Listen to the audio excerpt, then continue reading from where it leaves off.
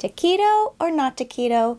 That's a question I'm tackling today. Whether you've had cancer or you're interested in cancer prevention, the most important thing I want you to know is that not all versions of the keto diet are healthy or even safe for cancer survivors. But I am going to share with you a healthy and effective version of the keto diet so that you can reap all the benefits that I'm going to be mentioning in this video. There's been some very promising research on the effects of the keto diet on cancer cells, especially over the past few years alone. So if you come across an article or a video on YouTube that isn't recent, say from the last few years or so, they could very well no longer be true. This is video number 1 of my 3-part series on specific diets for cancer prevention. We'll be looking at the keto diet, the Mediterranean diet, intermittent fasting, and I'll be giving you the latest scientific findings on whether or not these diets are worth all the hype, or if they're effective at supporting your cancer treatments, or downright preventing cancer. The reason I needed to do this series is because, as I'm sure you're very aware, there's unfortunately a ton of misleading information online around cancer nutrition that makes it incredibly confusing and frustrating for cancer survivors to know what to believe.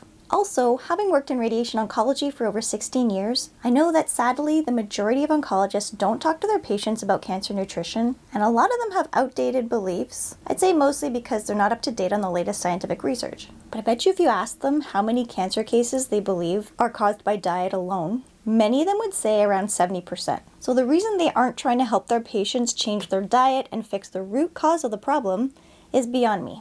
Anyways, one thing we do know for sure is that your diet plays a huge role in not only the development and progression of cancer, but also in the outcome of your cancer treatments like chemotherapy or radiation. That's a fact. So as I mentioned, I'm starting off this video series with the keto diet. I'm not going to bore you by deep diving into too much science in these videos. There's a ton of purely scientific videos on YouTube if you're interested in learning more about the cellular processes that occur in the body when you follow the keto diet. But I prefer to make my videos easier for everybody to understand and hopefully not make you want to fall asleep. But I will still bring you the latest scientific facts and even include some scientific articles in the video description below for those who are interested. So unless you've been living in a cave for the last 10 years, I'm sure you've heard of the keto diet. It's basically a low-carb, moderate protein, and high-fat eating plan that forces your body into a metabolic state called ketosis. What you may not be aware of, though, is that there are different versions of the keto diet, and not all versions are healthy for anyone, let alone beneficial for cancer patients or cancer prevention. One of the main reasons for this is because some versions of the keto diet can put you at risk of extreme nutrient deficiencies because they're so limiting in terms of foods like fruits and vegetables that we know have anti-cancer properties. These unhealthy versions also include way too much red meat and processed meat, which we know is a class 1 carcinogen.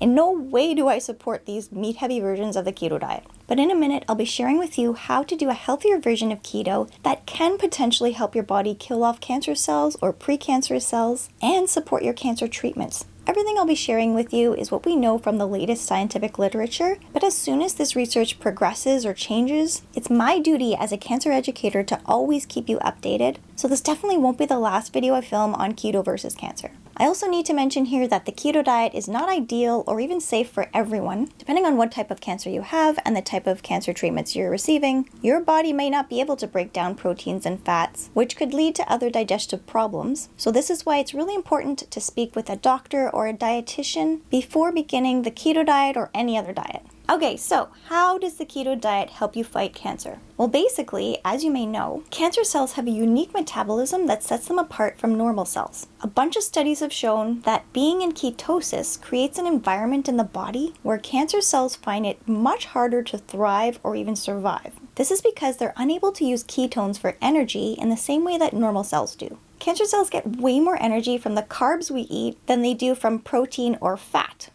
Interesting. Carbs turn into glucose, aka sugar, in the body, and if we eat too much protein, more than our body needs, it turns into glucose as well. So this is another reason why the keto diet is favorable, because it's not a high protein diet. However, as a side note, I'm not saying you should stop eating protein by any means. Protein is extremely important for cancer survivors to keep up your energy, strength, and muscle mass. But it's thought that if we drastically reduce our carb intake and limit protein, but get most of our energy from eating fat, we're providing little to no energy for cancer cells to grow or divide and spread. Although a lot of studies have shown that cancer cells get very little energy from fats, apparently they do still get some. So although we're not able to starve cancer cells per se with the keto diet, we can potentially slow their growth and make them more vulnerable to cancer treatments. Notice I said several types of cancer cells, but not all types. This is because not all cancers are the same. Breast cancer is different from brain cancer or skin cancer or lung cancer, for example. And then there's a ton of different types of breast cancer and skin cancers and lung cancers, and they all have different characteristics and behaviors. And there definitely hasn't been enough research done yet on whether keto has the same effect on all types of cancer cells.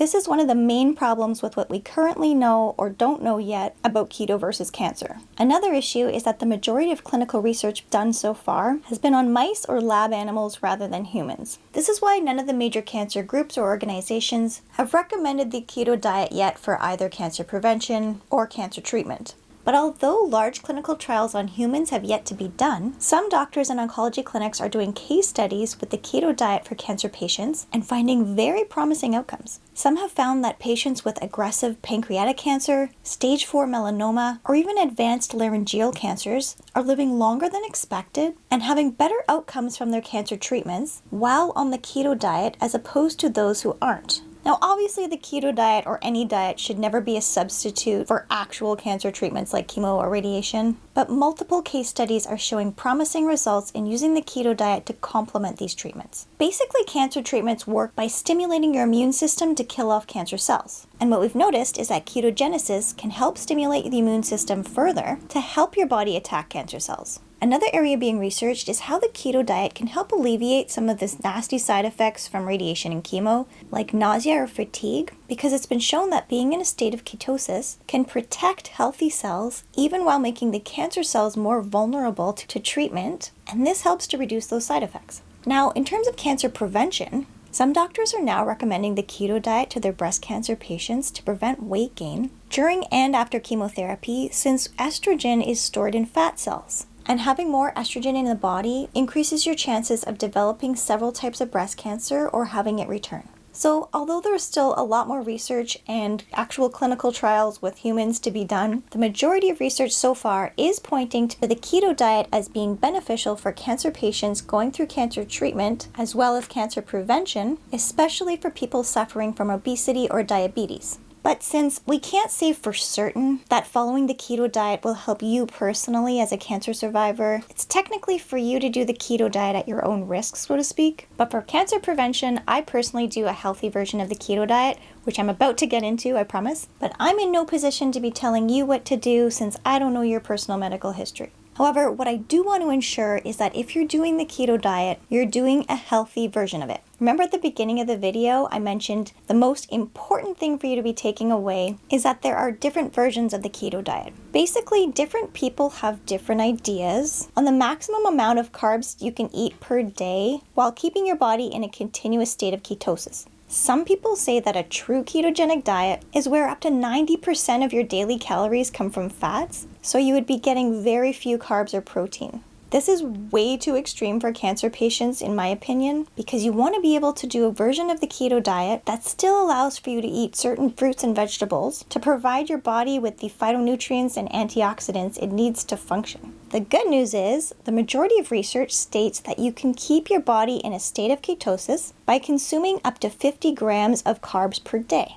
This is great news. But you're going to want to make sure that those 50 grams of carbs come mostly from low sugar fruits and non-starchy vegetables. But to effectively reach ketosis, it's crucial to avoid eating all sugary foods, most grains, and starchy vegetables, but you can load up on low-carb vegetables like broccoli or cauliflower instead. So, a healthy version of the keto diet for cancer survivors should focus on foods that contain high-quality fats, low-carb fruits and veggies that contain antioxidants, and foods that have anti-inflammatory properties for cancer prevention. With the keto diet, obviously healthy fats should make up the majority of your meals, and some of the best sources are from fatty fish like trout, salmon, or mackerel. This is an excellent way to get in omega-3 fatty acids, which are known for their anti-inflammatory properties and cancer-fighting benefits. You can also find some brands of eggs at the grocery store that are fortified with omega-3s.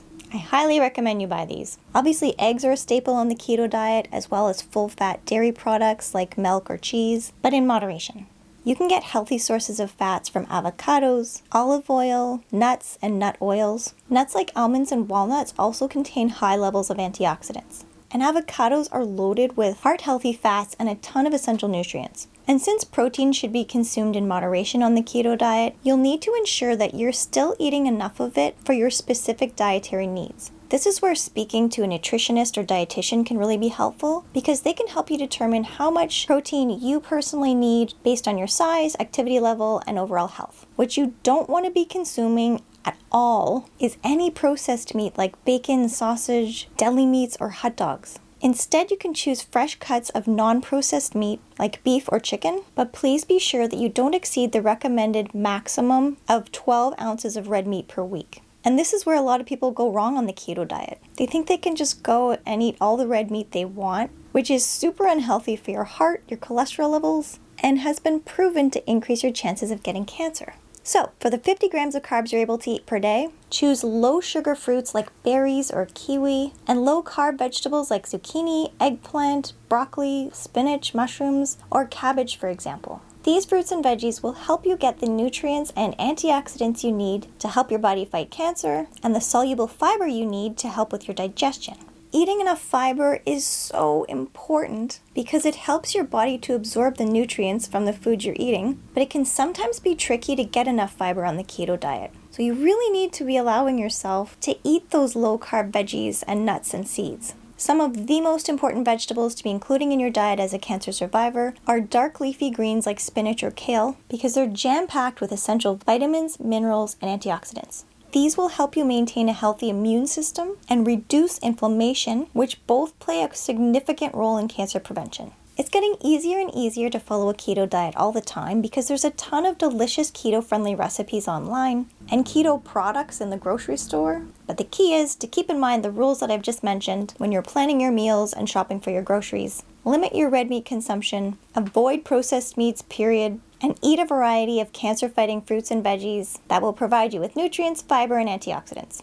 Coming up in part 2 of this video series, I'm going to be talking about intermittent fasting for cancer survivors. As always, stay informed, stay optimistic, and don't forget to subscribe to the channel so you don't miss out on more cancer-fighting tips and advice. Bye for now.